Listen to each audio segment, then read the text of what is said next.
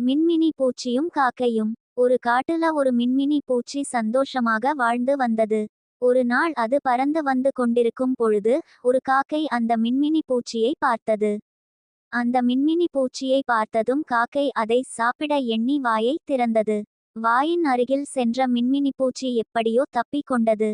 மின்மினி பூச்சி காக்கையை பார்த்து, காக்கை அண்ணே, என்ன நீங்க சாப்பிடாதீங்க, நான் சொல்றத ஒரு நிமிஷம் கேளுங்க, உங்க நல்லதுக்கு தான் சொல்றேன் என்று கூறியது.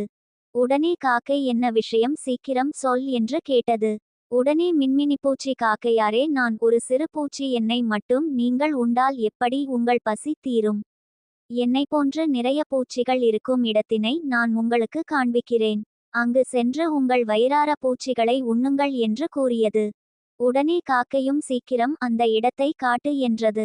அப்பொழுது மின்மினி பூச்சி பறந்து கொண்டு காக்கையை பின்னே வர சொல்லியது. சற்று தொலைவில் சில மனிதர்கள் நெருப்பினை மூட்டி குளிர் காய்ந்து கொண்டிருந்தார்கள். சிறிது நேரம் கழித்து அவர்கள் அங்கிருந்து சென்று விட்டார்கள். அந்த நெருப்பிலிருந்து நெருப்பு பொறி பறந்து கொண்டிருந்தது.